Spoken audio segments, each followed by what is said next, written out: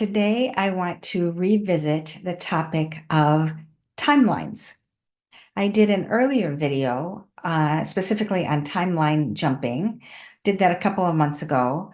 The subject has still been circling for me, exploring it some more, so I thought I would just do a part two on timelines and just expand a little bit more into my previous video.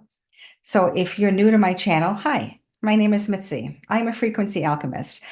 I'm here on my journey, remembering who I really am beyond this physical body, and I help others do the same.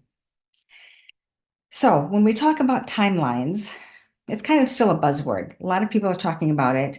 Um, usually in terms of the timeline that they're on or things that are happening in the world creates this feeling that we didn't ask for this timeline. Why is this timeline happening? That sort of thing. So to set the table, if we think of timelines are paths and potential paths that we individually or collectively can go down. That's all they are. An infinite number of paths exist. It used to be different in this realm, planet Earth. Pre-hijack, so, numbers vary on how long ago we collectively were hijacked. So let's just say 250,000 years. It's just a rough number. Pre-hijack, souls would incarnate onto the planet and would experience what I call like organic timelines.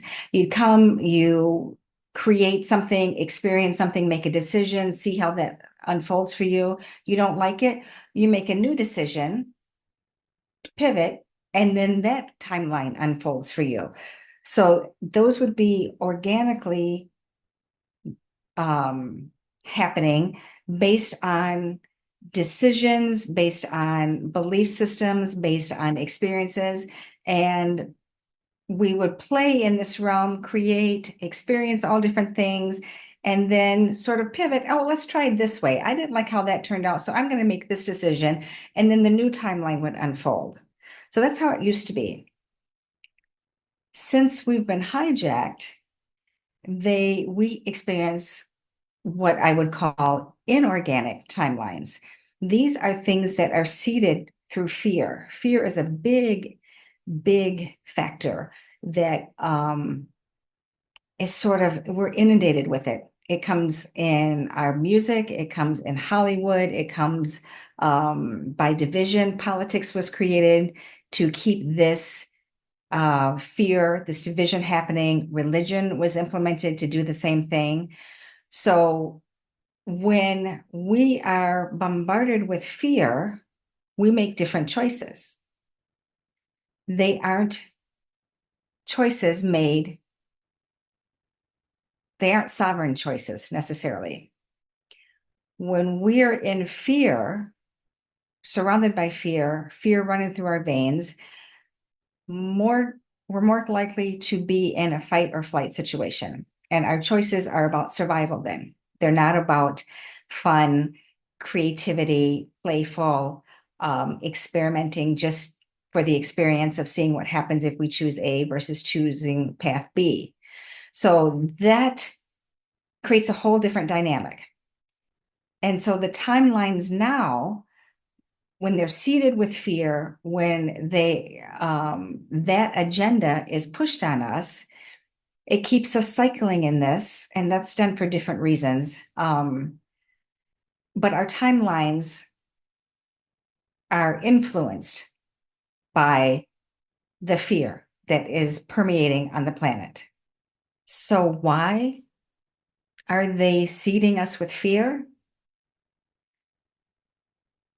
Because as we take in the fear, as we take in the news that's just full of bad things happening, as we take in the movies that have war about them or famine or alien invasions, as we take in music that's all lower vibration and keeps us cycling in this fear, keeps us agitated, our nervous system's agitated, as we take in this mass information, this mass input of fear, we then internalize it and then we collectively create it. We create situations that mimic this fear. We create through our beliefs, our thoughts, and our emotions. So if they're seeding fearful situations, I mean, a perfect example would be the pandemic or the plandemic, as I call it. It was all orchestrated. But think about the amount of fear that was pummeled at us, the stats that rolled across the TV all the time, the all of the things that you had to do to keep yourself safe, all of those things. That's a whole different video, but the level of fear was unprecedented across the globe. Unprecedented. Think about how you reacted in that time when we all are consuming the fear. And fear doesn't have to be overt for it to be powerful. It can be very in the background, it can be subtle. But when we are consuming all of this and um, the idea of fearful situations, it's not safe. Your neighbor's going to turn on you. The government doing this, war is going to break out, all of that. Then we collectively create it. And then they feed off of that. And that's a whole different video. But I just wanted to explain the information about organic timelines and inorganic timelines. So, how do you, if we're currently being seeded this inorganic timeline, how do we get back to organic? The simplest way is to unplug from all your news, unplug from sources that, if you're watching TV shows or movies that bring fear, that incite fear, that leave you feeling scared, fearful, agitated, stop watching those. That's your first clue.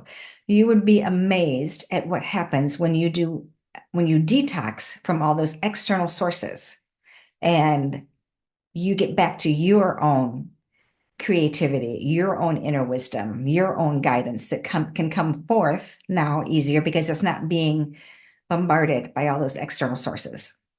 So that's my take on pre-hijack organic timelines and post-hijack inorganic timelines. So that's just another layer of the whole timeline conversation. So there's one more angle related to timelines that I want to touch on briefly, and that is this. So all of these potential timelines exist, all of these potential paths. So say you are working at a 9 to 5 job, you hate it, and you want to be a writer. You want to write a best-selling book. Or say you want to meet the love of your life, or you want to land a dream job. There is a version of you that exists that is doing all of those things that you dream of or has that perfect relationship that you long for. That version of you exists. The key to reaching that version of you is you have to match that frequency. So that version of you that is a best-selling author, she is vibrating at a certain frequency. Or that version of you that has the beautiful, loving relationship, the dream of your life, that is vibrating at a certain frequency. You're currently vibrating at a different frequency. When you match that frequency, those two things meet, and that's how you jump onto that timeline. So if you think about, if I'm sitting here right here, and I have all of these things in my field, and they are things that say, I can't do this, I'm no good at that, nobody supports me, money is really tight, life is really hard. All of those thoughts are vibrating at certain frequencies. That's what I'm sending out. Like attracts like. And it's sort of like that self-fulfilling prophecy. right? If you say that um, you're going to end up in a crappy job and you end up in a crappy job, and then we just throw up our hands and go, see, what's the point of even trying? Well, the trick to that is your frequency is what attracts all of those things into your life.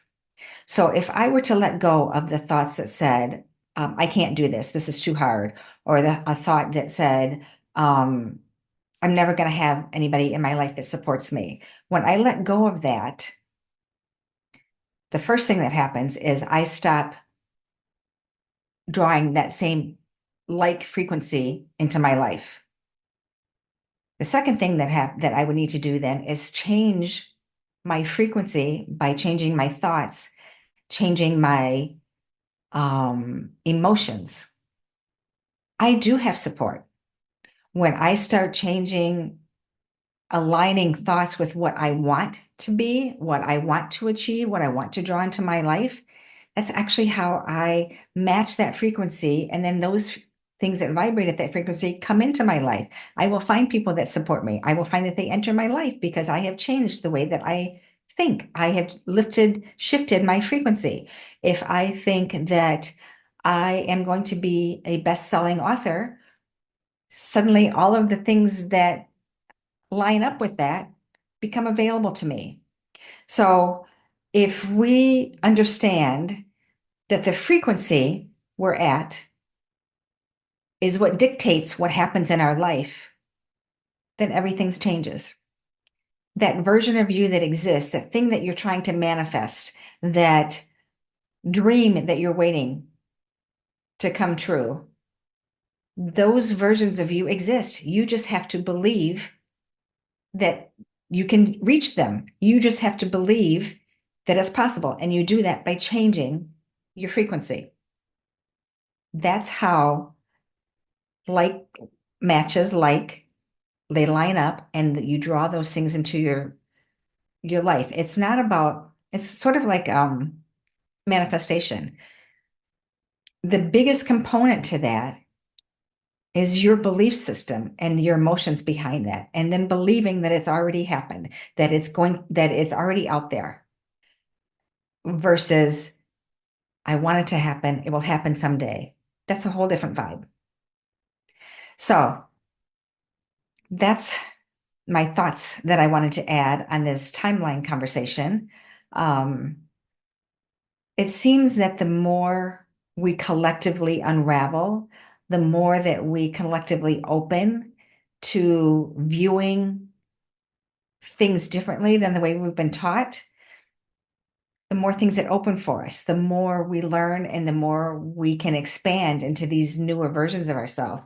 I mean, if we talk about timelines and that time actually doesn't exist the way that we think it does, it exists for us in this realm as a linear procession, but it's not actually linear at all. I mean, that's sort of mind-boggling, right? When you think about all lives, all of those versions of you are happening right now. They're all accessible right now. That's actually why you can reach any version of you that you want, because they're all happening simultaneously, all in a field, and you have to shift your frequency to match that version of you that already holds that particular frequency. So when you think about it, it's kind of mind-boggling for our human brain, right? But it's also really exciting. It's for me, I really enjoy looking at unraveling the way that we've been taught and opening the possibilities for what actually exists and expanding along as that happens. So that's my 2 cents. I wanted to add it on the timeline conversation. So if you have questions about this, if um, you have different experiences, I'd love to hear them. Just drop them below.